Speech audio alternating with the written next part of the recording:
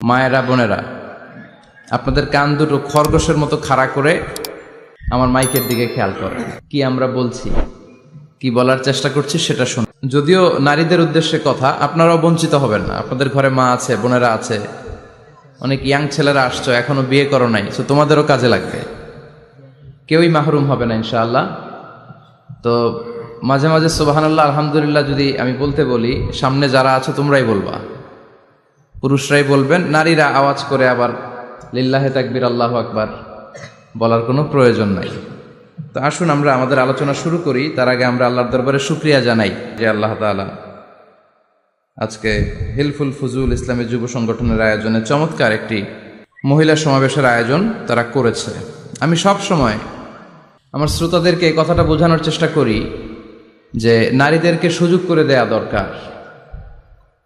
কেননা এই নারীদের পেট থেকে জন্মেছে নবীরা, নাকি নবীরা আকাশ থেকে নেমে এসেছে? আল্লাহর ওয়ালিরা, ইসলামের জন্য যারা শহীদ হয়েছে, সব শহীদরা, সব সিদ্দিকিনরা, সব সৎ কর্মশীলরা এই নারীদের পেট থেকেই এসেছে। এজন্য নারীদের পেটগুলো হচ্ছে খনির মতো। এটা খনি। নারীদের যত্ন নিলে এই খনি থেকে ভালো জিনিস পাওয়া যাবে, আল্লাহওয়ালা পাওয়া যাবে, হাফেজ পাওয়া যাবে, সালেহ পাওয়া যাবে। আর নারীদের যত্ন না নিলে, কোরআন সুন্নাহ শিখানোর সুযোগ না করে দিলে তাদের পেট থেকেই ডাকাতরা বের হয়, ঠিক কিনা?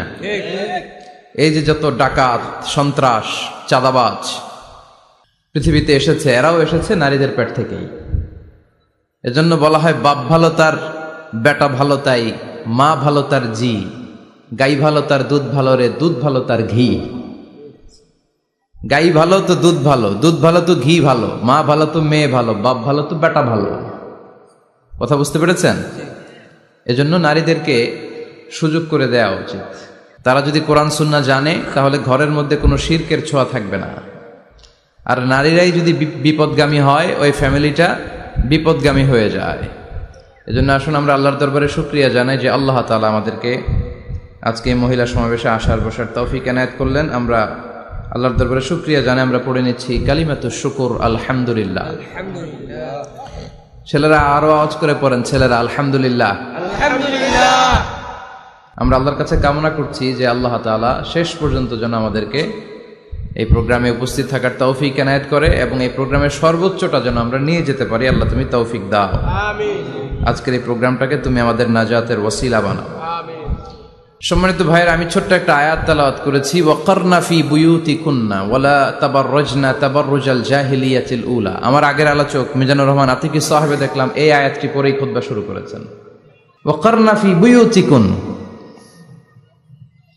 নারীদেরকে, বোনদেরকে উদ্দেশ্য করে আল্লাহ বললেন, ও বান্দিরা তোমরা ঘরে থাকো। কই থাকো? ঘরে। আর আপনারা থাকবেন কই? বাইরে। নারী যদি ঘরে থাকে, আমরা কই? বাইরে। এটাই হচ্ছে সিকোয়েন্স। পুরুষরা থাকবে বাইরে, নারীরা ঘরে। পুরুষরা প্রয়োজনে ঘরে যাবে, আর নারীরা প্রয়োজনে বাইরে যাবে, ঠিক কিনা? এজন্য রাব্বুল আলামিন বললেন, ওয়াকারনা ফি বুয়ুতিকুন্না ওয়ালা তাবাররাজনা তাবাররুজাল জাহিলিয়াতিল উলা। ও আমার বান্দারা, ও আমার বান্দিরা, তোমরা ঘরে অবস্থান করো, ঘর থেকে বের হবে না প্রয়োজন ছাড়া। আর জাহিলি যুগের নারীদের মতো নিজেদের সৌন্দর্যকে প্রকাশ করে বের হবে না। কথাটা কার? বলো, কথা কার? আল্লাহর বাণী। আমার বান্দিরা তোমরা ঘরে অবস্থান করবে, আর জাহিলি যুগের নারীদের মতো নিজেদের বিউটি, সৌন্দর্যকে এক্সপোজ করবে না, দেখিয়ে বেড়াবে না।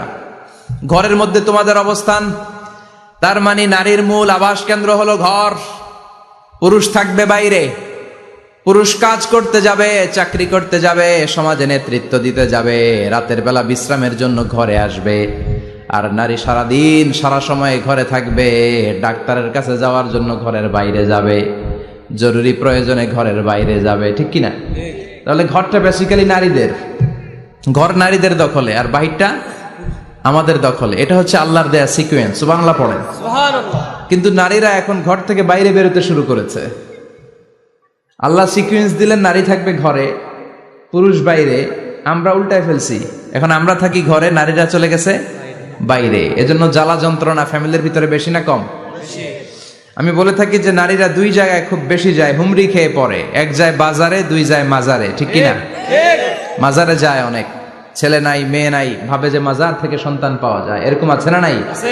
রব্বুল আলামিন বলেন ইয়াহাবু লিমান ইয়াশাউ ইনাসা ওয়া ইয়াহাবু লিমান ইয়াশাউ যুকুর আও ইউযাওয়িজুহুম যুকরানা ওয়া ইনাসা ওয়া ইয়াজআলু মান ইয়াশাউ আকিমা ইন্নাহু আলিমুন কাদির। তিনি যাকে চান তাকে মেয়ে দেন।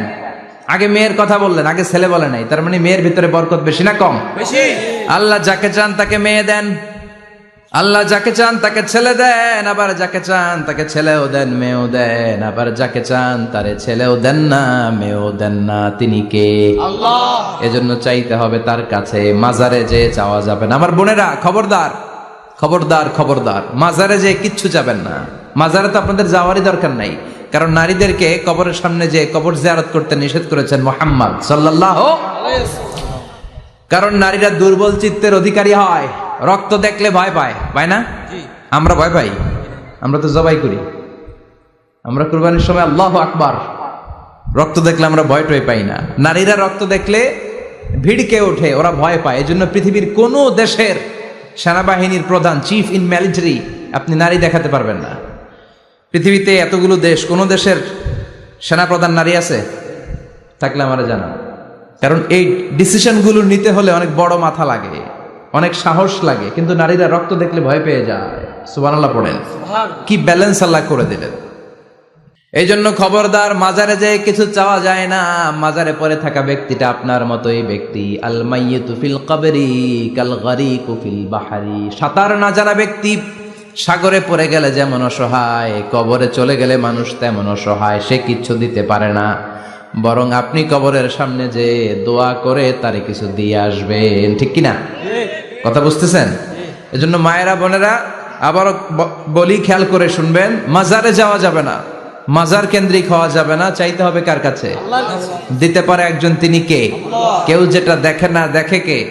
কেউ যেটা শোনে না শোনে কে? কেউ যেটা পারে না পারে কে? এজন্য চাইবো কার কাছে? 24/7 সবসময় দেওয়ার জন্য ধন ভান্ডার নিয়ে তিনি প্রস্তুত, কিন্তু আমরা চাই না।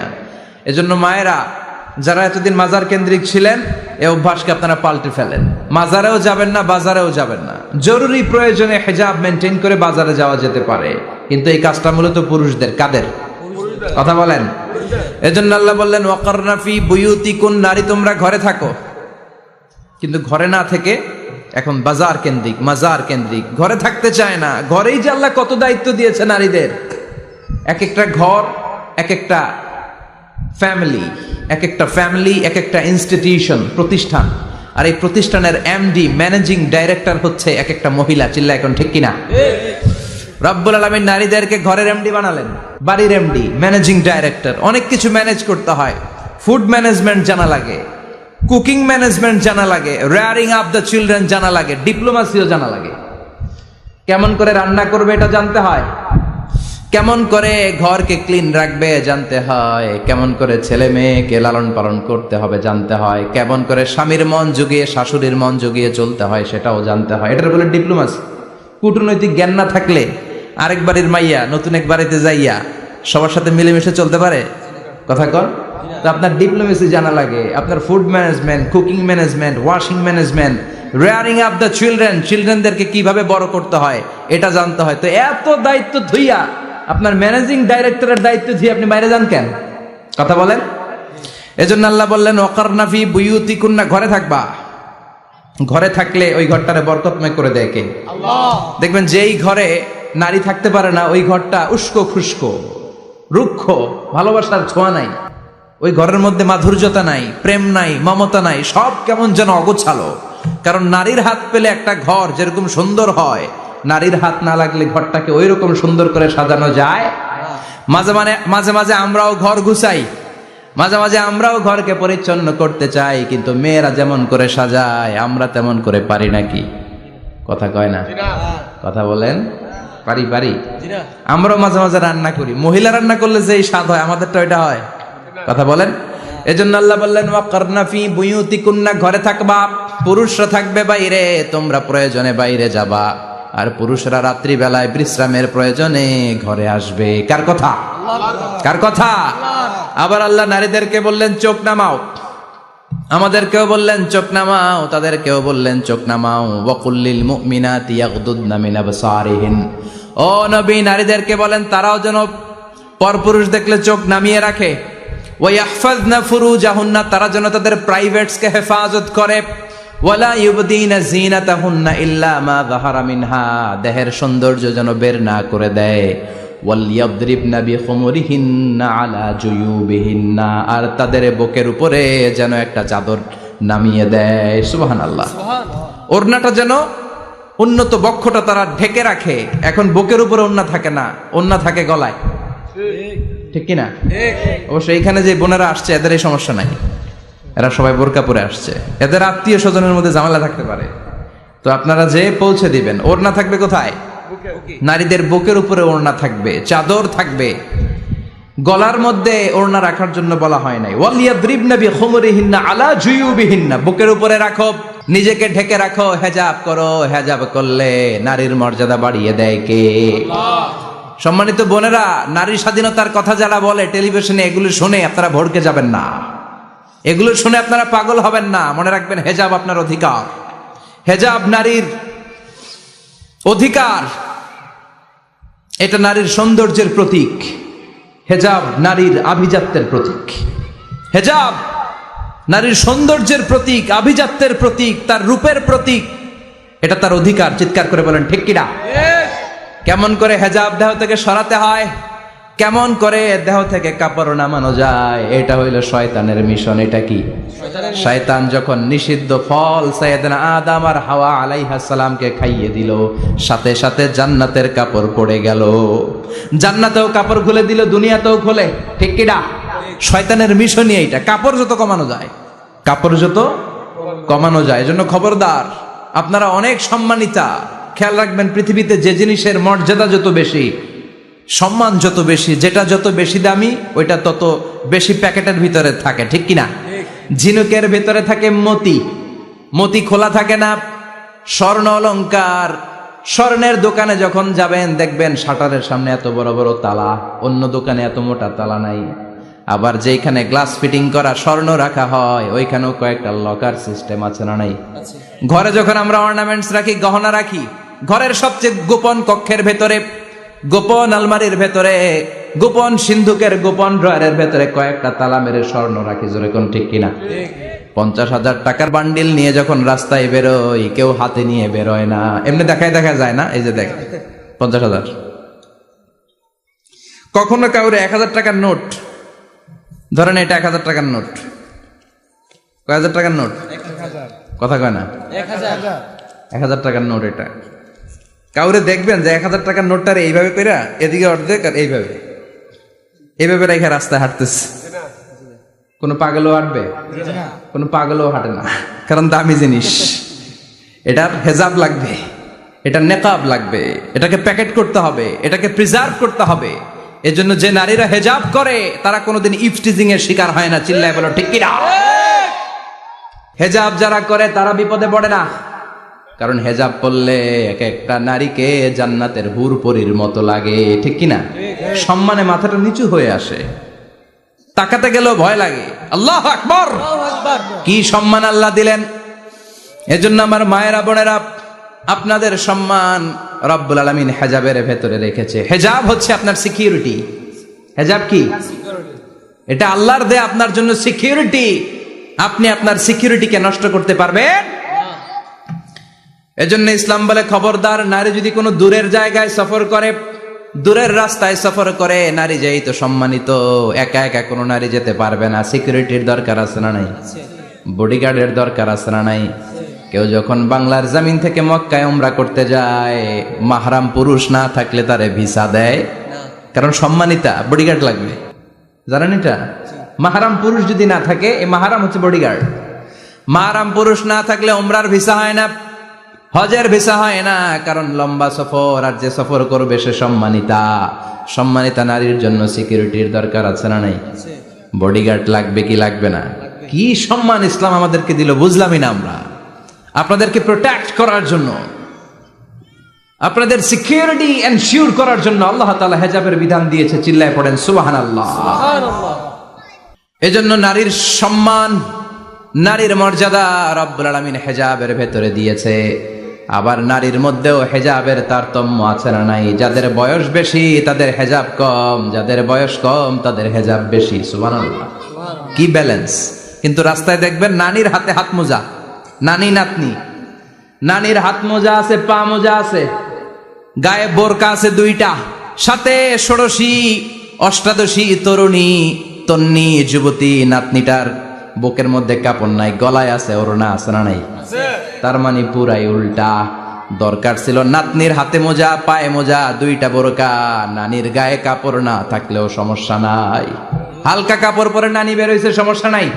কোন রকম চাদর গায়ে দিয়ে নানি বের হইছে, সমস্যা নাই। কিন্তু নাতনির গায়ে বোরকার দরকার আছে না নাই? হাত মোজা পা মোজার দরকার আছে না নাই? মা মেয়ে বের হয়েছে, মায়ের গায়ে দুই বোরকা, হাত মোজা পা মোজা, মেয়ের গায়ে কাপড় নাই, হাফ নেকেট, আছে না নাই? নানির দিকে তাকাবে কে? উনি তো এক্সপায়ার্ট, উনি কি ডেট শেষ। কথা বলেন, কেউ তাকাবে? তাকাবে ওই ষোড়শী অষ্টাদশী তরুণী তন্নি যুবতীর দিকে, ঠিক কি না?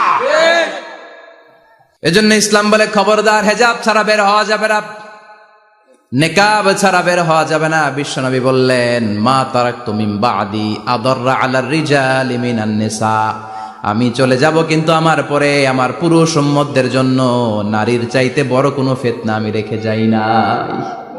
আর বনি ইসরাইলের জামানায় সবচেয়ে বড় ফিতনা হয়েছিল নারীর ফিতনা, নারী কেলেঙ্কারি।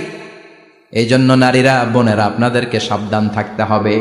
নারীর ফিতনা বড় ফিতনা। নারী ভালো হলে সবচেয়ে ভালো, নারী খারাপ হলে নারীর চেয়ে খারাপ কেউ হতে পারে না। এজন্য নারীদের জন্য আল্লাহ কিছু মডেল দিলেন, নারীদের জন্য আল্লাহ কিছু আদর্শ পাঠালেন, নারীদের জন্য আল্লাহ শিক্ষণীয় মহীয়সী কিছু নারীর জীবনে দিলেন। বললেন, এই জীবনীগুলো পড়ো, তোমাদের জীবনটারে উজালা করে দিবে কে? আল্লাহ বললেন, দরাবাল্লাহু মাসালাল লিল্লাযীনা আমানু ইমরাতা ফিরআউন। গোটা বিশ্বের সব নারীদের জন্য রব্বুল আলামিন কুখ্যাত সন্ত্রাসী ফেরাউনের বউকে মডেল বানিয়ে দিয়েছে। সুবহানাল্লাহ পড়েন। সুবহানাল্লাহ। কাফেরের বউ মুমিন নারীদের মডেল, আবার নবীর বউ কাফের নারীদের মডেল, আছে না নাই? নূহ আলাইহিস সালাম আল্লাহর সব চাইতে প্রিয় নবী, প্রিয়দের একজন, কিন্তু তার বউ কাফেরদের মডেল। আর কুখ্যাত সন্ত্রাসী ফেরাউন, তার বউ আসিয়া মুমিন নারীদের মডেল। আল্লাহু আকবার। 6 জন নারীর জীবনীর কথা আমি রেকমেন্ড করি, সাজেস্ট করি যে 6 জন নারীর জীবনী মুখস্থ, ঠোঁটস্থ, অন্তস্থ থাকতে হবে প্রতিটা নারীর জন্য। আশা করি মায়েরা বোনেরা শুনছেন, আশা করি আপনারা কান লাগিয়ে শুনছেন, অনুধাবন করার চেষ্টা করছেন। আপনাদের জন্য 6 জন নারীর জীবনী পড়া অবধারিত। সংক্ষেপে বলবো, কয়জন? 6 জন। গুনেন। 1 নম্বরে হচ্ছে হাজার, উম্মে ইসমাইল, সাইয়েদনা ইব্রাহিমের বউ, সাইয়েদনা ইসমাইল আলাইহিস সালামের আম্মা, নাম হলো হাজার। আমরা বলি বিবি হাজেরা, আমরা কি কই? হাজেরা আছে না? এই প্যান্ডেলও হাজেরা নামে 2-1 বোন থাকতে পারে। আসলে নামটা হচ্ছে হাজার। নামটা কি? হাজার। এই হাজার হচ্ছে আপনাদের 1 নাম্বার মডেল। 2 নাম্বার, কুখ্যাত সন্ত্রাসী ফেরাউনের বউ আসিয়া আপনাদের 2 নাম্বার মডেল। 3 নম্বরে ঈসা আলাইহিস সালামের আম্মা মারিয়াম আলাইহিস সালাম আপনাদের মডেল। বিশ্বনবীর প্রথম বউ খাদিজা আপনাদের মডেল। বিশ্বনবীর একমাত্র কুমারী বউ মা আয়েশা আপনাদের মডেল। আর বিশ্বনবীর কলিজার টুকরা সাইয়্যিদাতুনা ফাতিমা আপনাদের জন্য মডেল। সুবহানাল্লাহ পড়ে। কয়জন? 6 জন। জোরে বলেন। 6 জন। প্রথমে কার নাম বলেছি? হাজার। দ্বিতীয় আসিয়া। 3 নাম্বার মারিয়াম। 4 নাম্বার খাদিজা। 5 নম্বরে আয়েশা। 6 নম্বরে ফাতিমা। সুবহানাল্লাহ পড়ে। বিশ্বনবী বলেছেন, কামুলা মিনার রিজালে কাসির, পুরুষদের মধ্যে কামেল পুরুষের অভাব নাই। ওয়ালাম ইয়াকমুল মিনান নিসা ইল্লা 4, নারীদের মধ্যে কামেল নারী হচ্ছে 4 জন। কয়জন? 4 জন। এরপরে আবার বাড়ালেন আয়েশার কথা, আবার বাড়ালেন ফাতেমার কথা, মোট হয়ে গেল 6 জন। সুবহানাল্লাহ পড়ে। মোট কয়জন? 6 জন। আসুন এই 6 জনের জীবনী থেকে একটা একটা করে শিক্ষা আমরা মনে রাখার চেষ্টা করি, তাহলে জীবন উজালা হয়ে যাবে। হাজার আলাইহিস সালাম ওনার জীবনী থেকে শিক্ষা হচ্ছে তাওয়াক্কুল আলাল্লাহ, বিপদে আপদে সবসময় ভরসা কার উপর? আমাইয়াতাওয়াক্কাল আলাল্লাহি ফাহুয়া হাসবু, যে ব্যক্তি আল্লাহর উপর ভালো করে তাওয়াক্কুল করে একমাত্র আল্লাহই তার জন্য যথেষ্ট হয়ে যায়। সুবহানাল্লাহ, সুবহানাল্লাহ পড়ছেন? পড়েন সুবহানাল্লাহ। হাজার আলাইহিস সালাম, ওনার জীবনী থেকে শিক্ষা হচ্ছে আল্লাহর উপর তাওয়াক্কুল। সাইয়েদনা ইব্রাহিম আলাইহিস সালাম সাইয়্যিদাতুনা হাজারকে নিয়ে, দুধের বাচ্চা ইসমাইলকে নিয়ে মক্কার মরুজমিনের মাঝখানে রেখে আসলেন। মানুষ নাই, প্রাণী নাই, খাওয়ার পানি নাই, কোনো পশু পাখি নাই, আকাশের পাখিও নাই, কেউ নাই, একটা মাত্র পানির মশক। একটা মশকের ভেতরে সামান্য কিছু পানি। দুধের বাচ্চা ইসমাইলকে নিয়ে সাইয়্যিদাতুনা হাজার দাঁড়িয়ে রইলেন। কোনো কথা না বলে বিবি আর বাচ্চাকে রেখে চলে যাচ্ছেন। চোখের পানি ছেড়ে সাইয়্যিদাতুনা হাজার ডেকে বললেন, ইব্রাহিম একটু দাঁড়াও। কথা নাই, বার্তা নাই, কিছুই বললা না। কি আমার অপরাধ? কেন এই ধুধুমরু প্রান্তরে আমাকে দুধের বাচ্চাটারে রেখে গেলা? শুধু একটা কথাই জানতে চাইবো, এই যে আমাদেরকে রেখে পাষণ্ডের মতো তুমি চলে যাও, এটা কি তোমার নিজের ইচ্ছায় নাকি আল্লাহর ইচ্ছায়? সাইয়েদনা ইব্রাহিম কোনো কথা না বলে শুধু প্রশ্নের উত্তর দিলেন, বললেন আল্লাহর ইচ্ছায়। কার ইচ্ছায়? নবীরা নিজের ইচ্ছায় কিছু করে না, যেটাই করে করে কার ইচ্ছায়? সাইয়্যিদাতুনা হাজার বললেন, ইযান লা ইউদাইয়ুনাল্লাহ, তোমার ইচ্ছায় যদি আমাদেরকে রেখে না যাও, আল্লাহর ইচ্ছায় যদি রেখে যাও, তাহলে আমার ভরসা আছে আল্লাহ আমাদেরকে নষ্ট হতে দিবে না, আল্লাহ আমাদেরকে কোনো কষ্ট দিবে না, আমার আল্লাহই আমার জন্য যথেষ্ট। সুবহানাল্লাহ। আপনারে মায়েরা যারা আছেন, আপনাকে আর আপনার দুই সন্তানকে নিয়ে আপনার স্বামী সিলেটের হাকালুকি হাওরের মাঝখান দিয়ে রেখে আসছে। কি করবেন? পিছনে পিছনে দৌড়াবেন, গালাগালি শুরু করবেন। যদি বলে আল্লাহর ইচ্ছায় তোমারে রেখে গেলাম, জীবনেও মানতে চাবেন না, বলবেন তোরেও বাদ দিলাম, তোর আল্লাহরেও বাদ দিলাম। আছে না নাই? কিন্তু সাইয়্যিদাতুনা হাজার কেমন নারী ছিলেন, একটা টু শব্দ করেন নাই। শুনতেছেন? কেন ইমাজিন, কল্পনা করতে পারেন? ধুধুমরু প্রান্তর, খাওয়ার কিছু নাই, পান করার কিছু নাই, কথা বলার মতো একটা মানুষ নাই, রৌদ্রের তাপ মরুভূমির বালুর উপরে এমন ভাবে পড়ে। সৌদি আরবের মরুভূমি যারা দেখেছেন, প্রচন্ড বালুর মধ্যে চাল রেখে দিলে চালগুলো মুড়ি হয়ে যায়। ওই প্রচন্ড মরুভূমির মধ্যে দাঁড়িয়ে বললেন, যদি আল্লাহর ইচ্ছা হয়, আমার আল্লাহ আমার জন্য যথেষ্ট। ঠিকই আল্লাহ যথেষ্ট হয়েছেন। এই মহিলাকে দিয়ে মক্কা আবাদ হয়েছে। মক্কায় কোনো মানুষ থাকতো না, এখন মক্কায় গেলে জায়গা পাওয়া যায় না। 25 লক্ষ লোক আমরা হজ করেছি, প্রতিদিন 3 লক্ষ 4 লক্ষ মসজিদুল হারাম একসাথে জামাত।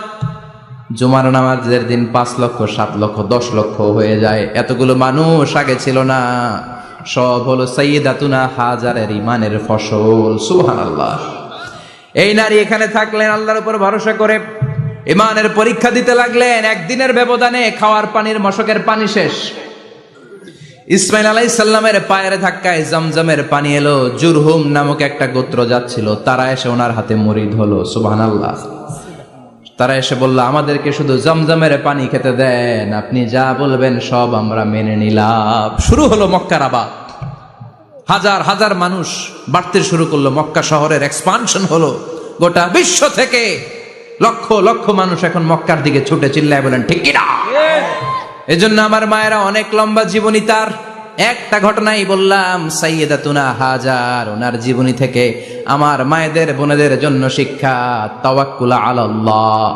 বাঁচি আর মরি, সুস্থ থাকি আর অসুস্থ থাকি, বিপদে থাকি আর যেই কোনো সমস্যায় থাকি না কেন, ভরসা করতে হবে একজনের উপর। তিনি কে? আল্লাহ। আল্লাহর উপর যে ভরসার মতো ভরসা করতে জানে, আমার আল্লাহই তার জন্য যথেষ্ট। ঠিক কিনা? তাহলে হাজার থেকে আমার বোনদের জন্য শিক্ষা হচ্ছে, তাওয়াক্কুল করব আমরা কার উপরে? ভরসা রাখবো কার উপর? না নৌকার উপর, না ধানের শীষ, নাকি লাঙ্গল, নাকি দাড়িপাল্লা? ভরসা কার উপরে? সব সময় আত-তাওয়াক্কুল আলাল্লাহ, আল্লাহর উপর ভরসা করতে হবে আমার মায়েরা, আমার বোনেরা। 2 নম্বরে বলেছি কার কথা? আসিয়া রাদিয়াল্লাহু তাআলা আনহা আলাইহাস সালাম, ফেরাউনের স্ত্রী। এই মহিলা অনেক দামি মহিলা, মুসা আলাইহিস সালামের পালক মা। সুবহানাল্লাহ পড়েন। নিজের সন্তান ছিল না, সাইয়েদনা মূসা আলাইহিস সালামকে মায়ের মতো লালন পালন করেছেন। গোপনে গোপনে মূসা আলাইহিস সালামের উপর ঈমান এনেছেন। গোপনে গোপনে রাত্রিবেলা তাহাজ্জুদ পড়ে চোখের পানি ছেড়ে চাইতেন কার কাছে? ফেরাউনের বউ আর ফেরাউনের ফিনান্স মিনিস্টার, অর্থমন্ত্রীর বউ, দুইজন লুকিয়ে কালিমা পড়ে মুসলমান। ফেরাউন কিছু জানে না। সুবহানাল্লাহ। কি আল্লাহর খেলা! ফেরাউন লক্ষ লক্ষ বনী ইসরাইলের ছোট্ট বাচ্চাকে জবাই করেছে একটা বাচ্চাকে ঠেকানোর জন্য। নাম কি? মূসা। আর ফেরাউনের ঘরে আল্লাহ মূসাকে বড় করলেন। কোন সুবহানাল্লাহ। লুকিয়ে লুকিয়ে ঈমান আনলো।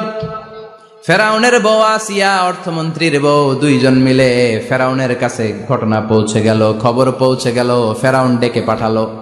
দুধের বাচ্চাকে নিয়ে ফেরাউনের অর্থমন্ত্রীর বউ হাজির। কুখ্যাত সন্ত্রাসী ফেরাউনের নিজের বউ আসিয়াও হাজির। ফেরাউন বলে, এক আল্লাহর উপর কুফরির ঘোষণা দে, আল্লাহকে ভুলে যা, আমার পায়ের সামনে সেজদা দে, আমি মাফ করে দেব। আসিয়ার এক কথা, জীবন যাবে কিন্তু ঈমান যাবে। ফেরাউনের অর্থমন্ত্রীর স্ত্রীরও এক কথা, যে আল্লাহর কাছে আমরা মাথা নত করেছি, পৃথিবীর কোন শক্তির কাছে ওই মাথার নত হতে পারে না। ফেরাউন বলল, তাই নাকি? দেখি তোদের ঈমানের পাওয়ার কত বড়। অর্ডার করলো, বিশাল বড় পাতিল নিয়ে আসো, কড়াই নিয়ে আসো, কড়াই ভর্তি তেল গরম করতে শুরু করো। টকবক টকবক করে কড়াইয়ের মধ্যে গরম তেল। ফেরাউন বলে, ও অর্থমন্ত্রীর স্ত্রী, তোমারে অনেক ভালো জানতাম, এখনই আমার পায়ের সামনে সেজদায় লুটিয়ে পড়ো, আল্লাহরে ছাড়ো, আমি তোরে ছেড়ে দেব। অর্থমন্ত্রীর বউ বলে, এত সোজা না। সুবহানাল্লাহ বলে। কি ঈমান?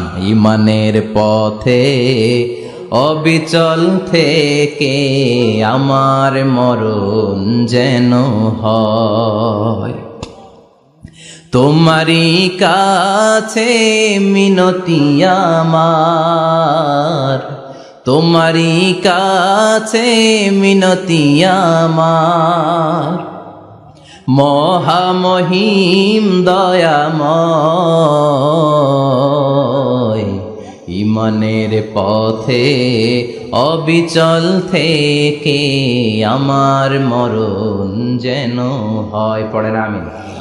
আবার পড়েন আমিন। এক কথা, আল্লাহর সামনে মাথা নত করেছি, কারো সামনে করব না। ফেরাউন অর্ডার দিল, এই মহিলার দুধের বাচ্চাটারে টান দিয়ে আন, টকবক তেলের মধ্যে, কড়াইয়ের মধ্যে গরম তেলের মধ্যে ছেড়ে দে। মায়ের চোখের সামনে দুধের বাচ্চাকে গরম তেলের মধ্যে ছাড়ে। হিসাবটা কি সহজ নাকি? কথা বলেন। চিৎকার দিয়ে মা কেঁদে ওঠে, ছেড়ে দাও। ফেরাউনের নির্দয় অন্তরে দয়া হয় না।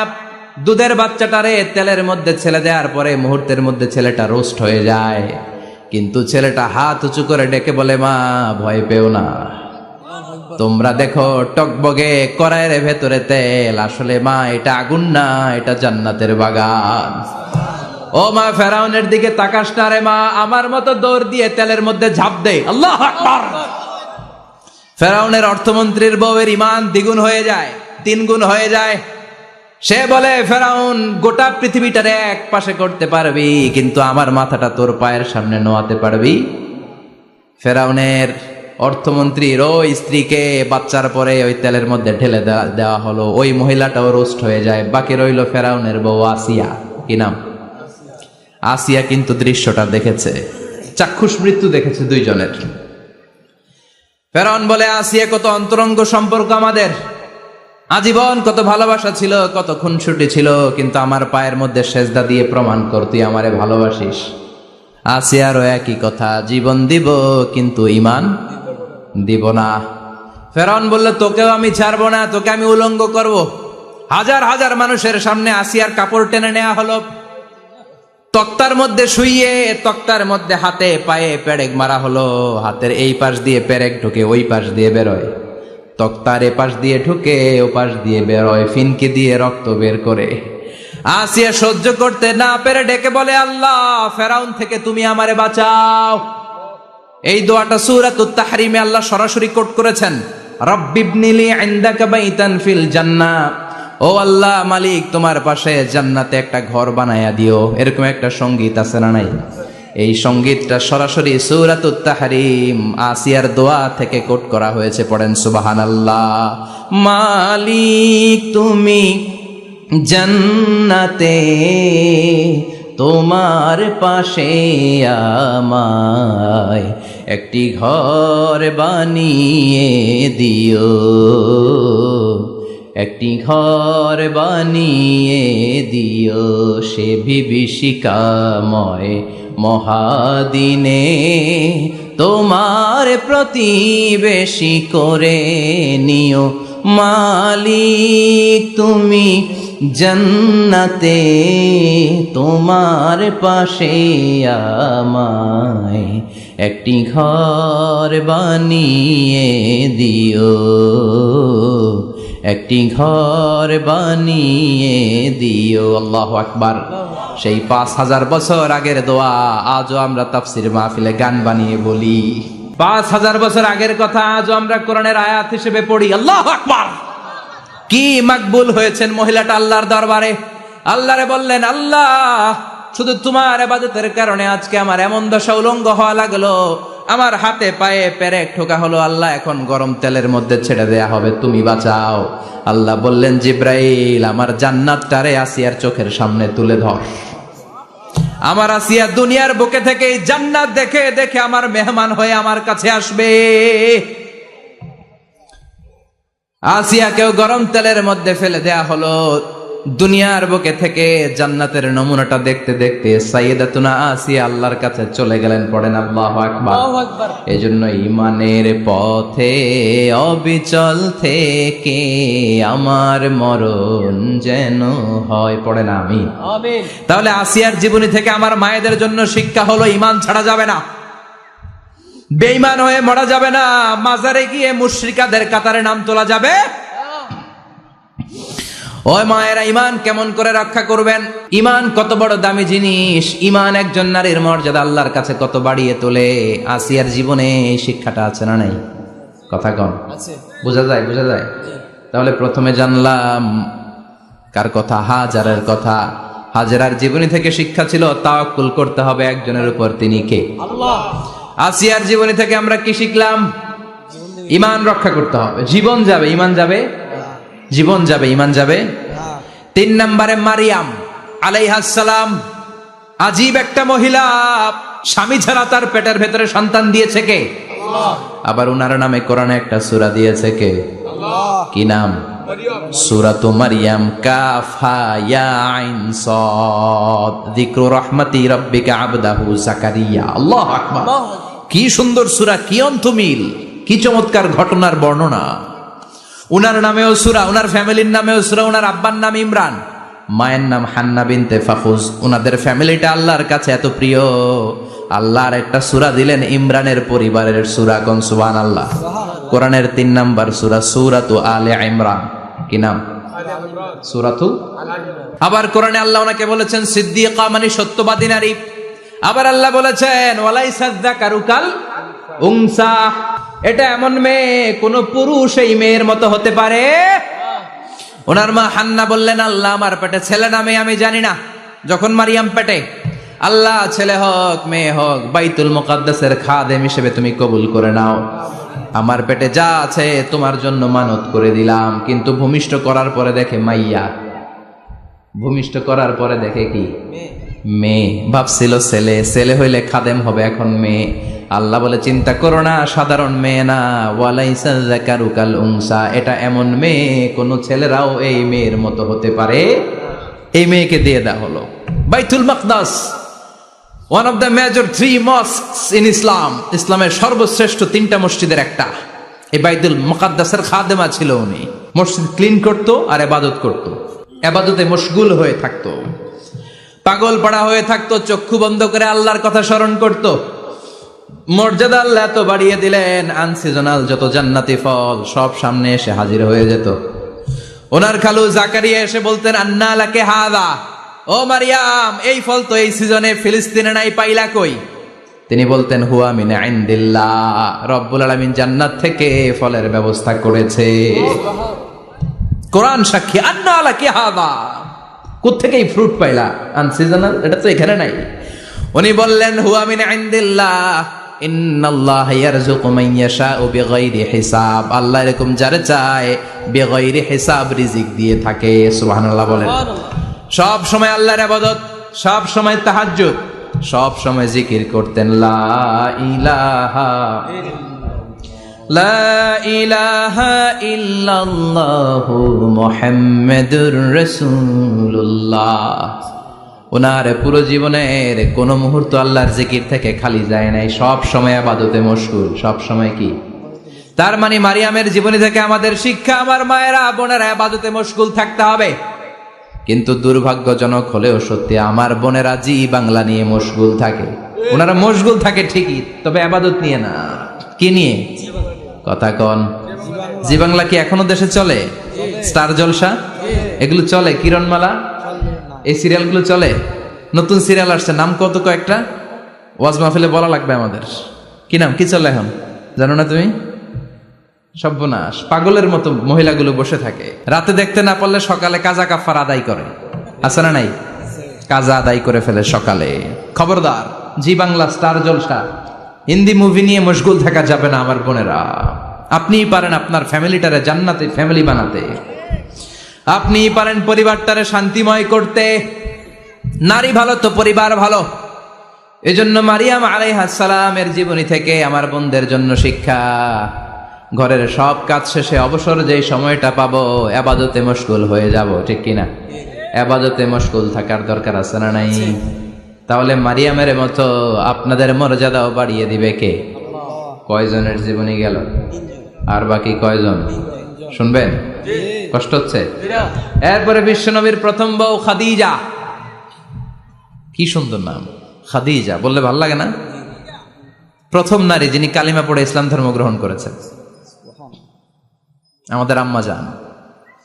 বিশ্বনবীর প্রথম বউ, 25 বছর বিশ্বনবীর সাথে সংসার করেছেন, 3 বছর বিশ্বনবীর সাথে জেল খেটেছেন, শিয়াবে আবি তালেবে।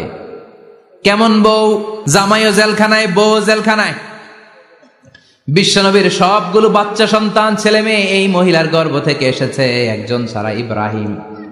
ইব্রাহিম বিশ্বনবীর আরেক বউ মারিয়ার গর্ভে এসেছে, বাকি সব খাদিজার গর্ভে। যে আমরা ফাতেমা, বিশ্বনবীর কন্যার নাম কি? ফাতেমার মায়ের নাম কি? খাদিজা। সুবহানাল্লাহ। ফাতেমা, রুকাইয়া, উম্মে কুলসুম, জায়নাব, এই 4 জনের মাই খাদিজা। আবার আব্দুল্লাহ, কাসেম, এদের মায়ের নামও খাদিজা। বিশ্বনবীর সব সন্তান এসেছে খাদিজার পেট থেকে। বরকত বেশি না কম? বিশ্বনবী ভয় পেলে খাদিজার কাছে গেলে ভয় কেটে যেত, সাহস যোগাতেন, শেল্টার দিতেন, ছাতার মতো মাথার উপরে দাঁড়িয়ে থাকতেন। আল্লাহু আকবার। বিশ্বনবী বলতেন রুজিক তো হুব্বাহা, খাদিজার ভালোবাসা আমার অন্তরে আল্লাহ রিজিক হিসেবে দিয়েছে। আবার বিশ্বনবী বলতেন, আল্লাহ যেই কিয়ামতের দিন বন্ধু বন্ধুরে চিনবে না, ভাই ভাইরে চিনবে না, কেউ কাউরে চিনবে না, ওই কঠিন দিনে আমি আমার খাদিজারে যেন ভুলে না যাই, আমার খাদিজারে যেন দেখা মাত্রই চিনতে পারি এটা আমার খাদিজা। খাদিজাকে নিয়ে মা আয়েশা একদিন একটা কটু কথা বলেছিল, ও নবী, কবে আপনার এই বুড়ি মহিলা, বুড়ি বউ খাদিজা ইন্তেকাল করেছে, তারপরে কত সুন্দরী সুন্দরী বউ আমরা এসেছি, আমার ভালো লাগে না? খালি বুড়ির কথা কন কেন? খালি ওই বুড়ির কথা স্মরণ করেন। আমরা আছি, আমাদের দিকে তাকান, আমরা কত সুন্দরী, আমরা কত ভালো। বিশ্বনবী রেগে গেলেন, মা আয়েশাকে এইভাবে ধরলেন। জীবনে কোনোদিন কোনো স্ত্রীর গায়ে হাত তোলে নাই, শুধু ওই দিন মা আয়েশাকে এইভাবে ধরেছিলেন আর বলেছিলেন, আয়েশা খবরদার, জীবনে এই কথা বলবা না। আমার খাদিজা আমার বিপদের দিনের সঙ্গিনী, তোমরা আমার সুখের দিনের সঙ্গিনী। তোমরা কেউ আমার সাথে জেল খাটো নাই, খাদিজা আমার সাথে জেল খেটেছে 3 বছর। কয় বছর? আল্লাহু আকবার। কি মহিলা ছিল! বিশ্বনবীকে সবসময় আগলে রেখেছে, শেল্টার দিয়েছে, প্রতিভক্ত ছিল।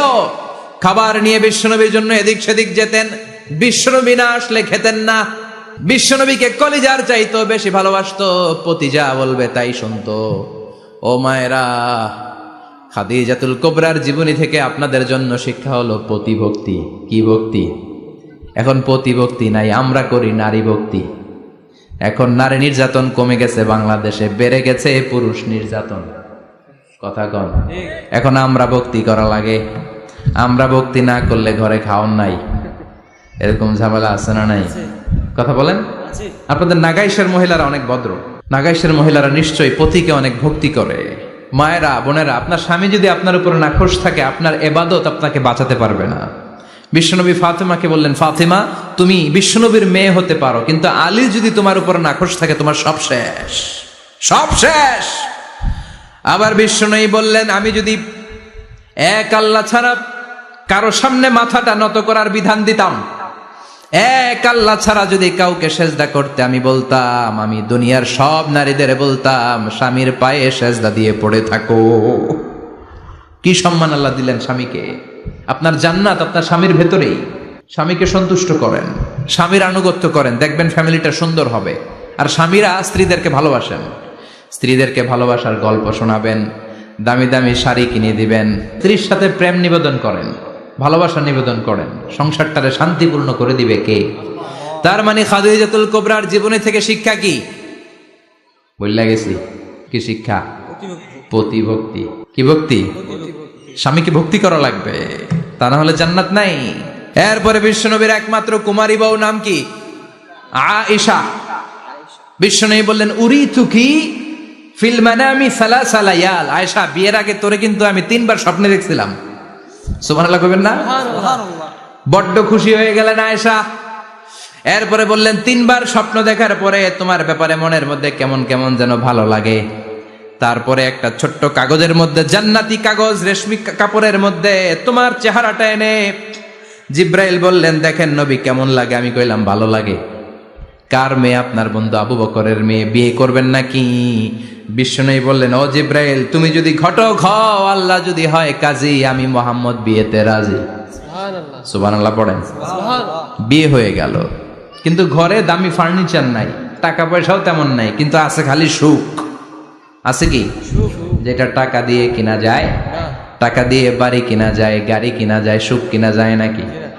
টাকা দিয়ে বিছানা কিনা যায়, বালিশ কিনা যায়, ঘুম কিনা যায় নাকি? কথা বলেন। এজন্য সুখ দেয়ার মালিক কে? আল্লাহ। দোকানে সুখ পাওয়া যায়? নাগাইশ বাজারে তো সুখ বেচে না? বেচতে নিয়ে যাইতাম আজকে গাড়িতে করে। সুখ বেচে? কথা কন। সুখ পাওয়া যায় না। সুখ দেয়ার মালিক একজন, তিনি কে? আল্লাহ। মা আয়েশা একমাত্র কুমারী বউ, আদর করে তিনি ডাকতেন হুমায়রা, আবার মাঝে মাঝে ডাকতেন ইয়া আইশু। আয়েশা না, আয়েশু, সংক্ষেপ। এত ভালোবাসতেন মা আয়েশাকে। মা আয়েশা গ্লাসের যেই জায়গা দিয়ে পানি খেতেন, বিশ্বনবী ওই জায়গায় মুখ লাগিয়ে পানি খেত। মা আয়েশা গোশতকে হাড্ডি ফেলে দিলে বিশ্বনবী ওই হাড্ডিটা নিয়ে চষতে শুরু করে দিত। সুবহানাল্লাহ। এক বালতি থেকে পানি নিয়ে 2 জনে গোসল করত। আবার বিশ্বনবীর সাথে সাথে মাঝে মাঝে বায়না ধরতো, মাঝে মাঝে রাগও করতো। সুবহানাল্লাহ কোন? স্বামী স্ত্রীর মধ্যে একটু রাগ আছে না নাই? রাগ থাকলে ওইটারে আবার ভালোবাসায় পরিণত করে দেয় কে? রাগ না থাকলে ভালোবাসা তো ভালোবাসাই না, রাগ থাকতেই হবে, তাই এই ভালোবাসার মর্ম বোঝা যায়। চিল্লায় বলেন ঠিক কিনা? ক্ষুধা না থাকলে খাবারের মর্যাদা বোঝা যায় না। সারাদিন পেট ভরা, খাওয়ার মজা বুঝবেন? ক্ষুধা, প্রচন্ড ক্ষুধা, তৃষ্ণার্ত, লেবুর শরবত পাইলে অমৃতের মতো লাগবে। প্রচন্ড ক্ষুধা, হাজি বিরিয়ানি পাইছেন 1 প্লেট, ইচ্ছে মতো খাবেন, কিন্তু পেট ভর্তি, হাজি বিরিয়ানি খাওয়া যাবে? এজন্য রাগ না থাকলে ভালোবাসা যে কত দামি, ভালোবাসা যে আল্লাহর পক্ষ থেকে কত বড় নেয়ামত বোঝা যায় না। মাঝে মাঝে মা আয়েশা রাগ করতেন। শুনতেছেন? বিশ্বনবী বলেন, আয়েশা কখন তুমি রাগ করো, কখন তুমি আমারে ভালোবাসো আমি বুঝি। সুবহানাল্লাহ পড়েন। মা আয়েশা বললেন, কেমনে বুঝেন? বিশ্বনবী বললেন, যখন তুমি রাগ করো তখন নামাজের পরে দোয়ার মধ্যে বলো, ও ইব্রাহিম আলাইহিস সালামের আল্লাহ, আপনি আমার উপর দয়া করেন। তার মানে তুমি রাগ করে আছো, আমার নাম নাও নাই। আর যখন আমার উপর খুশি থাকো, নামাজের পরে দোয়াতে বলো, মুহাম্মদ সাল্লাল্লাহু আলাইহি ওয়াসাল্লামের আল্লাহ, আপনি আমাদের উপর রহমত করেন। তার মানে খুশির সময় তুমি আমার নাম নাও, রেগে গেলে অন্য নবী দেয়া দোয়া সাইরা দাও, রেগে গেলে আমার নামটা নাও না। মা আয়েশা বলে, নবী গো, আমি তো শুধু নামটাই মুখ দিয়ে নেই না, কিন্তু কলিজা থেকে তো আপনারে বাদ দিতে পারি না। আল্লাহু আকবার! কি ভালোবাসা! মা আয়েশা বলতেন, আমি যখন বিশ্বনবীর সাথে শীতের রাতে এক ল্যাপের নিচে ঘুমাতাম, তখনও জিব্রাইল অভিনাজিল করত। সুবহানাল্লাহ নাই? সুবহানাল্লাহ। কোন স্ত্রীর সাথে অন্তরঙ্গ বসবাসের সময় কোরআনের অভিনাজিল হতো না। একমাত্র মা আয়েশার সাথে যখন এক বিছানার এক ল্যাপের নিচে দুইজন শুয়ে আছে, কোরআনের আয়াত নাজিল করছে কে? আবার মা আয়েশা বলছেন, আমার কারণে ও মুসলিম উম্মাহ তোমরা তায়াম্মুমের বিধান পেয়েছো। ফাতায়াম্মামু সাঈদান তাইয়্যিবা। মা আয়েশা একটা যুদ্ধে গিয়েছিলেন, যুদ্ধ থেকে ফেরার পথে মা আয়েশার গলার লকেট নাই। মাঝে মাঝে হয় না, মহিলা গলার লকেট পায় না, পুরা বাড়ি আগুন করে ফেলাইছে, লকেট নাই, লয়ে গেল রে, নিয়ে গেল রে, হারাইলাম রে। মা আয়েশার লকেট নাই। লকেট হারানোর পরে মা আয়েশা কান্নাকাটি। বিশ্বনবী বললেন থামো। অনেকক্ষণ থামার পরে লকেট খুঁজে পায় না, সবাই খোঁজাখুঁজি, লকেট কই, লকেট কই, লকেট খুঁজে পায় না। ওদিক দিয়ে মাগরিবের নামাজের সময়ও শেষ, নামাজের সময় শেষ। আর যেই জায়গায় লকেট খোঁজার জন্য থামা হয়েছে ওই জায়গায় আবার পানি নাই, পানি সামনে, পানির দিকেও যেতে পারে না, লকেটও খুঁজে পায় না, নামাজও পড়া যায় না। সব সাহাবীরা মিছিল শুরু করছে, আবু বকর রে ধর, ধর ধর, আবু বকর রে ধর। আবু বকরের মেয়ের কারণে নামাজ আমাদের চলে যাচ্ছে। সাইয়েদনা আবু বকর ঘটনা বেসামাল দেখে আয়েশার কাছে গেল, যে দেখে বিশ্বনবী মা আয়েশার কোলের মধ্যে, ল্যাপের মধ্যে মাথা দিয়ে শুয়ে আছে। রাগের চোটে বুখারীর বর্ণনা, আঙ্গুল নিয়ে মা আয়েশার পেটের মধ্যে দিল এক খোঁচা। লকেট হারাইলি কেন? তোর জন্য বাইরে মিছিল চলে, তোর জন্য বাইরে সব সাহাবারা বলে নামাজ পড়তে হবে, সময় নাই। ও আবু বকর, আপনার মেয়ের কারণে এই কাণ্ড। খাসরা মানে কুমর। আবু বকর মা আয়েশার খাসরাতে এত জোরে গুতা মেরেছেন, মা আয়েশা বললেন এই গুতার কারণে আমি অনেক দূরে চলে যাওয়ার কথা ছিল ব্যথার চোটে, কিন্তু যাই নাই, কারণ কোলে কে? কোলের মধ্যে বিশ্বনবীর মাথা, নড়ে গেলে বিশ্বনবীর ঘুম ভেঙে যাবে, ব্যথাটা হজম করেছি, নড়ি নাই। আল্লাহ তখন আয়াত নাজিল করলেন, ফালাম তাজিদু মাআন ফাতায়াম্মামু সাঈদান তাইয়্যিবা। ও সাহাবারা, মিছিল বন্ধ করো। কোন নারীর বিরুদ্ধে মিছিল করো? এই নারীর সাথে তো বিয়ে আমি সরাসরি বিশ্বনবীর দিয়েছি। যাও, ওজুর জন্য টেনশনে ছিলা, টেনশনের দরকার নাই। আয়েশার কারণে আজকে নতুন করে একটা বিধান দিলাম, আজ থেকে যদি ওজুর পানি না পাওয়া যায়, বালুর মধ্যে 2 হাত বাড়ি মেরে তায়াম্মুম করো, নামাজ পড়ে নাও, কবুল করে নিবে কে?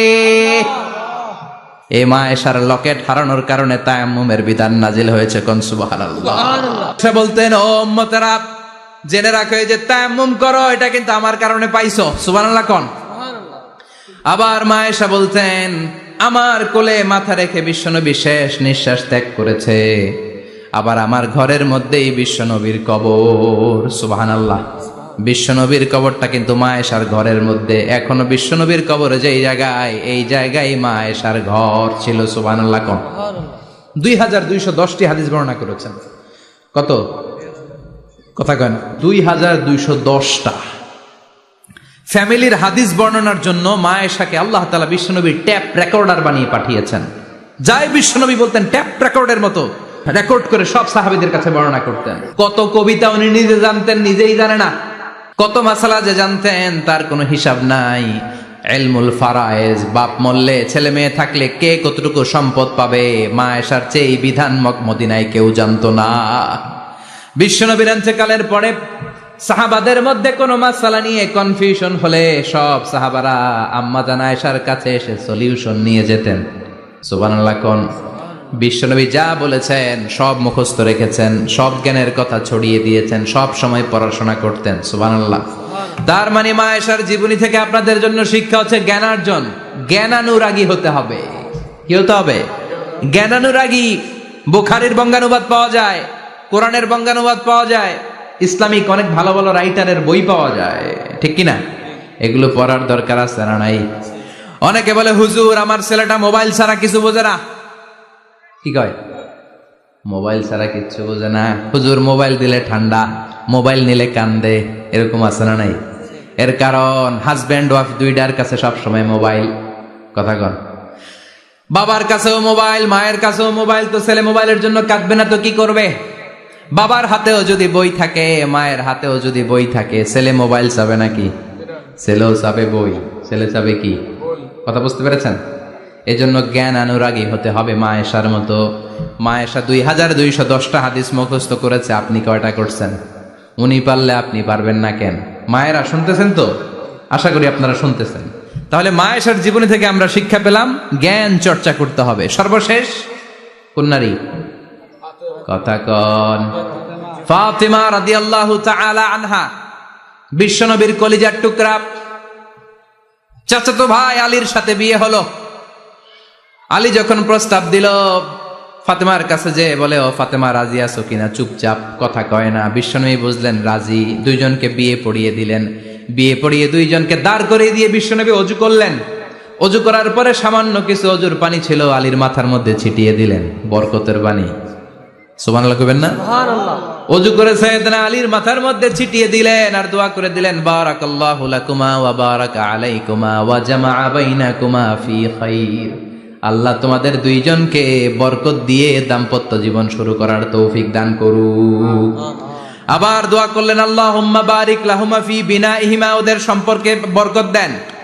ওয়া নাসালিহিমা, শিবলিহিমা, ওদের গর্ভে যে সন্তান আসবে এগুলোর শ্রেষ্ঠ সন্তান বানান। 1 বছরের ব্যবধানে ঘরটাকে আলোকিত করে প্রথম সন্তানের জন্ম হাসান। সুবহানাল্লাহ। হাসান রে বিশ্বনবী এত আদর করেছেন, বিশ্বনবীর কাছ থেকে এত আদর কেউ কোনোদিন পায় নাই। হাসান রে বিশ্বনবী ডাকতেন লুকা। বুখারীর বর্ণনা। শব্দটা কি? লুকা মানে পিচ্ছি।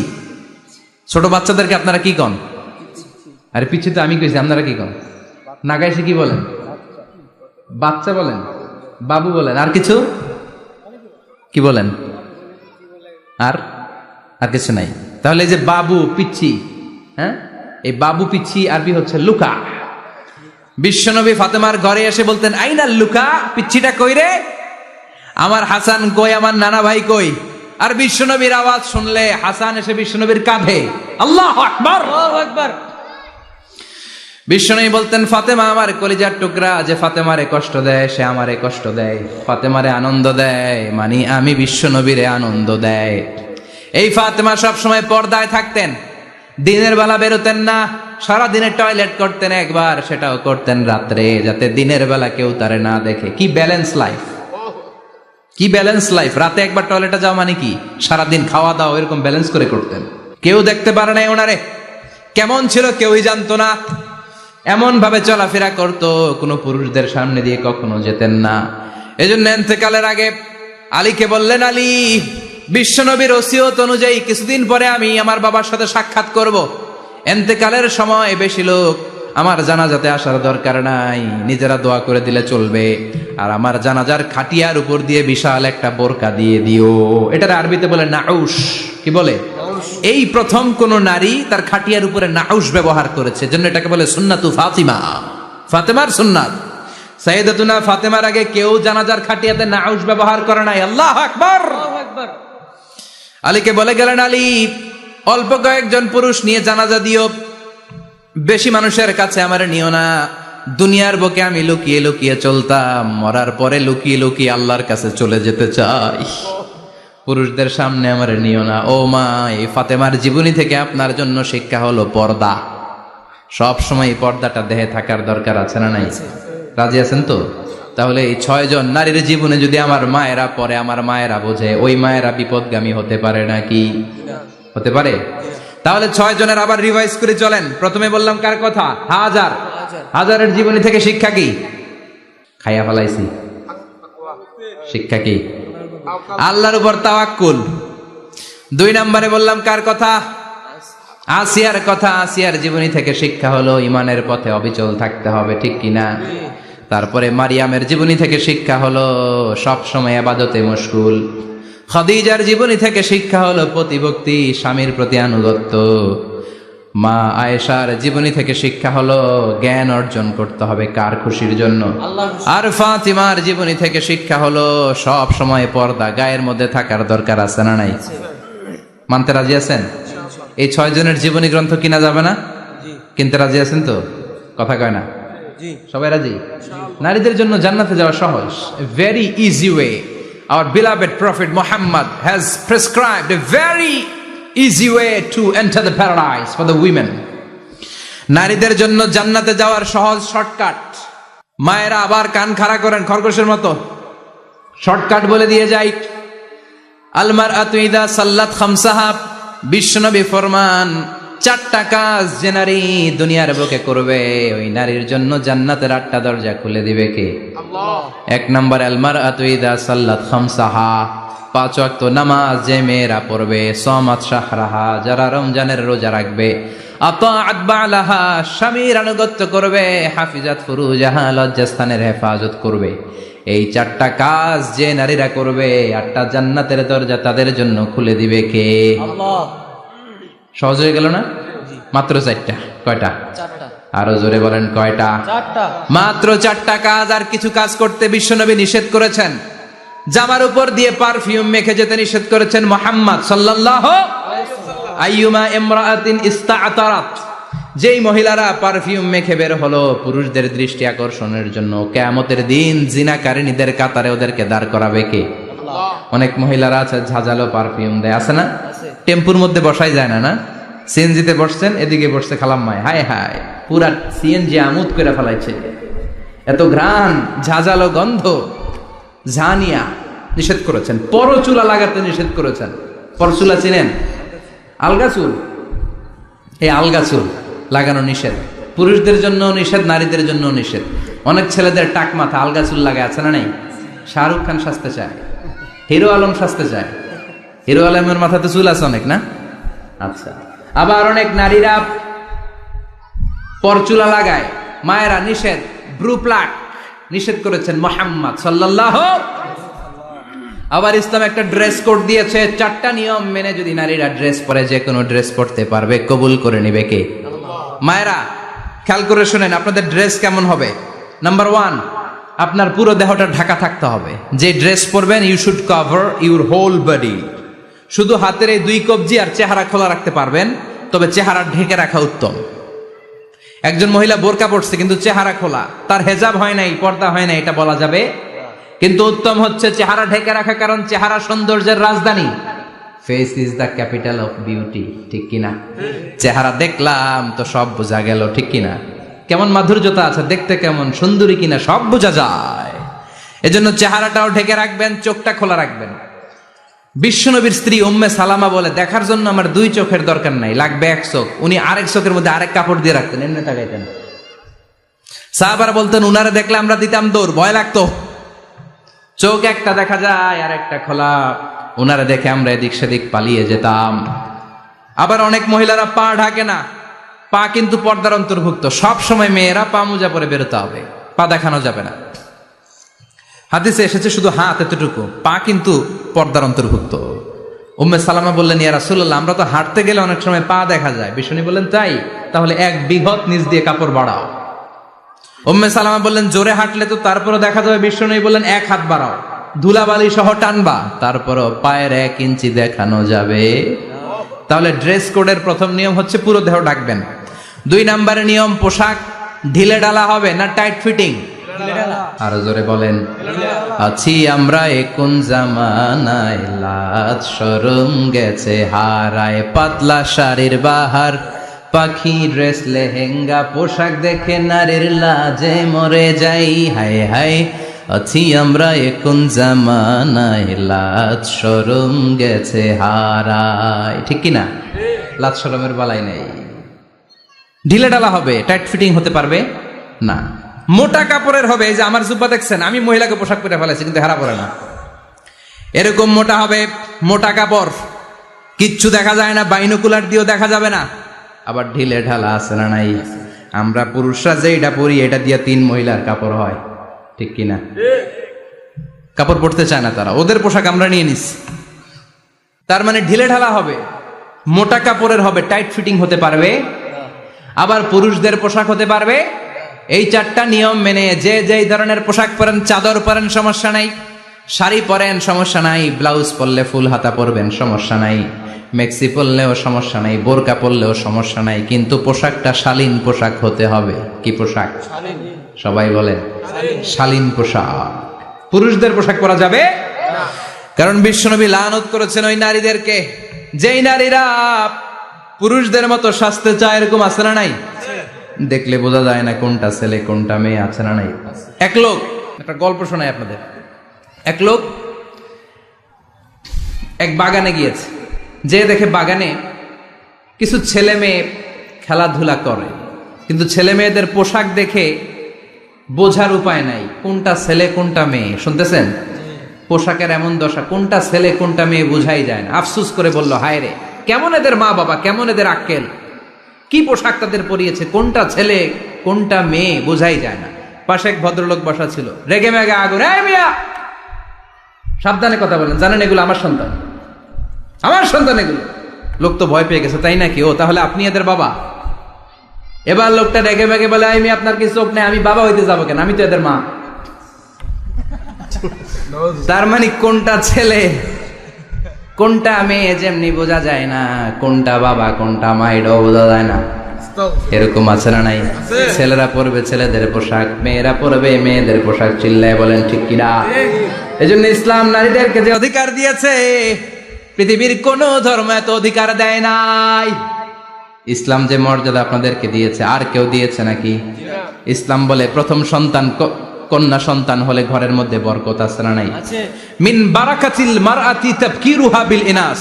একটা মেয়ের মধ্যে বরকত বেশি না কম কেমনে বুঝবেন? তার প্রথম সন্তান যদি মেয়ে হয়, তাহলে বুঝবেন এই মেয়েটা বরকতওয়ালা মেয়ে, এই মেয়ে আপনার জীবনে অনেক কিছু নিয়ে আসবে। সুবহানাল্লাহ কইতে পারেন না? কিন্তু অনেক ডাকাইত আছে, মেয়ে হইলে অখুশি হয়, ছেলে হইলে পাড়ার সবারে জিলাপি খাওয়ায়, পাড়ার সবারে মিষ্টি খাওয়ায়, মেয়ে হইলে কিচ্ছু খাওয়ায় না। আছে না নাই? কিন্তু আমরা মেয়ে হলে খুশি হব। কার কার প্রথম সন্তান মেয়ে? হাত তোলেন। একজন, দুইজন, তিনজন। প্রথম সন্তান মেয়ে কার?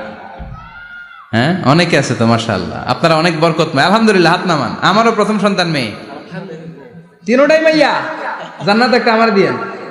তার মানে 3 জান্নাতের মালিক। মাশাআল্লাহ, আল্লাহ বাইরে তুমি কবুল করো। তার মানে কোন ঘরে যখন মেয়ে আসে, আল্লাহ বলে ঘরটা বরকতময়। মেয়েটা যখন বড় হতে শুরু করে, মেয়েটা ভাইয়ের জন্য বরকতময়। মেয়ে যখন বিয়ের উপযুক্ত হয়, বাবার জন্য বরকতময়। 2 মেয়ে মানে বাবার 2 জান্নাত, 3 মেয়ে মানে 3 জান্নাত। সুবহানাল্লাহ। আবার যখন স্বামীর কাছে যায়, ইসলাম বলে ওই স্বামী আল্লাহর কাছে সেরা, যেই স্বামী বউয়ের কাছে সেরা। বউ যদি আপনারে ভালো বলে, আপনি আল্লাহর কাছে ভালো। বউ যদি খারাপ বলে, আপনি আল্লাহর কাছে খারাপ। তার মানে ব্যালেন্স করেছে ইসলাম। স্বামীরও আনুগত্য করতে বলেছে, আবার স্বামীকেও বলেছে স্ত্রীকে ভালোবাসতে। ঠিক কিনা? কথা বলেন। এবার আরেকজনের স্ত্রী, ইসলাম বলে তোমার হাত যদি বউয়ের হাতের সাথে মিলাও, 2 হাতের সগীরা গুনাহ মাফ করে কে? স্ত্রীর দিকে যখন তাকাও, তোমার চোখের সগীরা গুনাহ মাফ করে কে? প্রতি মাসে মাসে স্ত্রীর কাপড় চোপড় আর কসমেটিক্স কেনার জন্য যে টাকাটা দাও, এই টাকাটা সদকা হিসেবে কবুল করবে কে? এবার এই মহিলা গর্ভবতী, ইসলাম বলে সন্তান ভূমিষ্ঠ করতে যে যদি কোনো মা ডেলিভারি কেসে হসপিটালে মারা যায় কিংবা বাসায় মারা যায়, কিয়ামতের দিন ওই মহিলাকে শহীদদের কাতারে দাঁড় করায় দিবে কে? বাচ্চা ভূমিষ্ঠ করতে যে শাহিদা, শহীদদের কাতারে। আর সুন্দর মতো যদি আসে, আল জান্নাতু তাহতা আকদামি উম্মাহাতিকুম, মায়ের পায়ের নিচে সন্তানের বেহেশত। আছে না নাই? জোরে বলেন। এজন্য ইসলাম বলে খবরদার, মায়ের মর্যাদা সবচেয়ে বেশি। এক সাহাবী বললেন, ইয়া রাসূলুল্লাহ, কার সাথে ভালো আচরণ করব, বাবার সাথে নাকি মায়ের সাথে? নবী বললেন মায়ের সাথে, এরপরে মায়ের সাথে, তারপরে মায়ের সাথে, তারপরে কার সাথে? তারপরে তোমার পিতার সাথে। মায়ের মর্যাদা কয় গুণ বেশি? ওগো মা, তুমি এই ধরনের শ্রেষ্ঠ নেয়ামত, তোমারই পদ তলে রয়েছে জান্নাত। ওগো মা, তুমি এই ধরনের শ্রেষ্ঠ নেয়ামত, তোমারই পদ তলে রয়েছে জান্নাত। সুবহানাল্লাহ। আমি বলি আমাদের পায়ের নিচে থাকে মৌজা, জুতা আর বালু, আর মহিলাদের পায়ের নিচে জান্নাত। এই পৃথিবীটারে 1000 বার বিক্রি করলে জান্নাতের একটা চেয়ারের দাম হবে না। সুবহানাল্লাহ পড়েন। আর যেই জান্নাত মায়ের পায়ের নিচে পড়ে আছে, ওই পায়ের দাম বেশি না কম? বেশি। এজন্য মায়েদের সাথে ভালো আচরণ করতে হবে। ইসলাম নারীকে দিয়েছে ইবাদতের অধিকার। নারীরা যদি মহিলা সমাবেশে যেতে চায়, কোনো পুরুষ বাধা দিতে পারবে? নারী যদি মসজিদে নামাজ পড়তে যেতে চায়, বাধা দিতে পারবে? নাগাই শিখে আছে মহিলাদের নামাজের জায়গা? করেন নাই আপনারা? করেন, আস্তে আস্তে করেন, আস্তে আস্তে করতে হবে। তারা অনেক সময় বাইরে বেরোয়, বাসায় আসতে আসতে নামাজের সময় হয়ে গেছে, কই পড়বে নামাজটা? মসজিদে সুযোগ করে দেন, মসজিদে পড়বে। তবে ঘরে পড়া উত্তম, ঘরে পড়লে বেশি সওয়াব। সুবহানাল্লাহ। তার মানে ইবাদতের অধিকার। ইসলাম নারীকে দিয়েছে শিক্ষার্জনের অধিকার। আপনার ছেলেকে স্কুলে পাঠান, শুধু ছেলেকে নয়, আমরা বলি আপনার ছেলেকেও পাঠান, মেয়েকেও পাঠান, ঠিক কিনা? আপনার ছেলেকে মাদ্রাসায় পাঠান, মেয়েকেও পাঠান। শিক্ষা সবার জন্য। বিষ্ণু বলেছেন আল্লিমু বানাতাকুম সূরাতান নূর, তোমরা তোমাদের মেয়েদেরকে সূরা নূর শিখাও। কোন সূরা?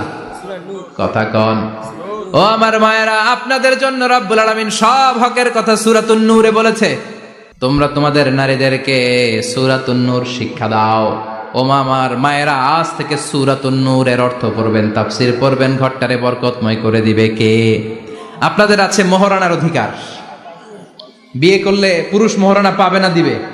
কিন্তু আমরা এতগুলা টাকা নিয়ে আসি, ডাকাইত আছে না নাই? সারা জীবন মেয়েটার লালন পালন করলো, একটা মেয়ে হলো একটা বাবার কলিজা। মেয়ে দিয়ে দিল মানে বাবা কলিজা ছিঁড়ে দিল, আর কি চাস? ডাকাত, ফকির কোথাকার। খবরদার, বিয়ের মধ্যে 1 টাকা যদি তুমি যৌতুক খাও, কিয়ামতের দিন আল্লাহ তোমারে ছাড়বে। যৌতুকের সাথে ইসলামের কোনো সম্পর্ক, যৌতুকের সাথে সম্পর্ক। যৌতুক খেলে ডবল গুনাহ। যৌতুক খাওয়া ততটা অপরাধ, কুকুরের গোশত খেলে যত অপরাধ, এর চেয়ে বেশি অপরাধ। কুকুরের গোশত খেলে 1 গুনাহ, হারাম খাওয়ার গুনাহ। যৌতুক খেলে 2 গুনাহ, 1 হারাম খাওয়ার গুনাহ, 2 শ্বশুরবাড়ির উপর জুলুম করার গুনাহ। চিল্লা এখন ঠিক কিনা? এরপরে ইসলাম নারীকে দিল ভালো আচরণ পাওয়ার অধিকার। ইসলাম নারীকে দিল বাবার সম্পদে উত্তরাধিকারের অধিকার। একজন বাবা এন্তেকালের আগে ছেলেকে যদ্দুর দিবে, মেয়েকে তার অর্ধেক দিতে হবে। যেরকম ঠিক কিনা? নাগাইশের বাবারা কি করে? দেয় তো? নাগাইশ এলাকায় কি হয়? ছেলেরে 2 কাটা দিলে মেয়ের 1 কাটা দেয় না? কদ্দুর দেয়? দেয় না। হ্যাঁ, ডাকাইত। ওই যে কয় ডাকাইত, আবার কই সুবহানাল্লাহ, নাউজুবিল্লাহ। কও বেটা, ছেলেকে যদ্দুর দিবেন, মেয়েকে অর্ধেক। ইউসিকুমুল্লাহু ফি আওলাদিকুম লিযযাকারি মিসলু হাযযিল উনসায়াইন। ও আমার বাবারা, সম্পদ হলো হাতের ময়লা, আপনি চলে যাবেন, সম্পদ থেকে যাবে। ছেলেরে যদ্দুর দিবেন, মেয়েরে অর্ধেক। কার কথা? মানতে রাজি আছেন তো? একজন প্রশ্ন করেছে যে অনেক মেয়েরা ডিজাইন করা বোরকা পরে, এত ডিজাইন করে যে তাকিয়ে থাকতে মনে চায়। মানে বোরকা পরার কারণে আরো বেশি তাকায় থাকতে মনে আছে, এরকম ঝামেলা আছে না? নাই না, এরকম ঝিলিমিলি ঝিলিমিলি বিভিন্ন ধরনের ডিজাইন করা, অতিমাত্রায় ডিজাইন, যেটা মানুষের দৃষ্টি আকর্ষণ করতে পারে, এরকম বোরকা পরা যাবে না। বোরকা হতে হবে ঢিলে ঢালা, বোরকা হতে হবে মোটা কাপড়ের, বোরকা হতে হবে আপনার সেফ গার্ড। ওই বোরকায় যদি আপনার সর্বনাশের কারণ হয়, তাহলে তো এই বোরকা দিয়ে কোনো লাভ নাই। চিল্লা এখন ঠিক কিনা? আসসালামু আলাইকুম রাহমাতুল্লাহ। হুজুর, দত্তক পালার সুবিধা সম্পর্কে বা লাভ সম্পর্কে কিছু বললে ভালো হতো। দত্তক পালা জায়েজ আছে, ইয়াতিম হিসেবে পালবেন। বিশ্বনবী বলতেন আনা ওয়া কাফিলুল ইয়াতীমি ইয়াউমাল কিয়ামাতি কাহাতাইন। আমি আর যারা ইয়াতিম পেলেছে তারা 2 জন একসাথে এইভাবে থাকবো। আমি এই রুমে, ইয়াতিমের রক্ষণাবেক্ষণকারী এই রুমে। সুবহানাল্লাহ। নবীর সাথে থাকবেন। তবে যেই ছেলেটাকে নিয়ে আসবেন, তাকে আপনার ছেলে হিসেবে পরিচয় দেওয়া যাবে না। সে আপনাকে বাবা ডাকতে পারবে না, সে আপনাকে চাচা ডাকবে, আঙ্কেল ডাকবে, খালু ডাকবে, যা মন চায় ডাকবে, কিন্তু আপনাকে আব্বা এটা বলতে পারবে না। সে বলতে পারবে চাচা, সে বলতে পারবে খালু, সে বলতে পারবে মামা। আমার বোনেরা, আপনাদের জন্য যা বলেছি কেফায়া, নাকতাফি বিহাদাল কাদার, এতটুকুই আমি যথেষ্ট মনে করি। এজন্য এই 6 জন নারীর জীবনী আমাদেরকে জানতে হবে, আমাদেরকে হেজাব পালন করতে হবে আমাদের সিকিউরিটির জন্য। ইসলাম আমাদেরকে যে অধিকার দিয়েছে কেউ দেয় নাই। ইসলাম যে বিধান দিয়েছে আমাদের ভালোর জন্যই দিয়েছে, ঠিক কিনা? আল্লাহ আমাদের সবাইকে কথাগুলো বোঝার ও আমল করবার তৌফিক দান করুক। আমরা পড়ি আমিন। আমার মায়েরা, বোনেরা, আপনারা ভালো থাকবেন। আপনাদের যেই আত্মীয় মহিলারা আসতে পারে নাই, তাদের কাছে আমার পক্ষ থেকে কথাগুলো পৌঁছে দিবেন। এই নাগাইশ এলাকার সব মাদেরকে, বোনদেরকে আল্লাহ তুমি বিশ্বনবীর স্ত্রীদের মতো কবুল করে নাও। আমরা পড়ি আমিন। সুবহানাকাল্লাহুম্মা বিহামদিকা আশহাদু আল্লা ইলাহা ইল্লা আনতা আস্তাগফিরুকা ওয়া আতুবু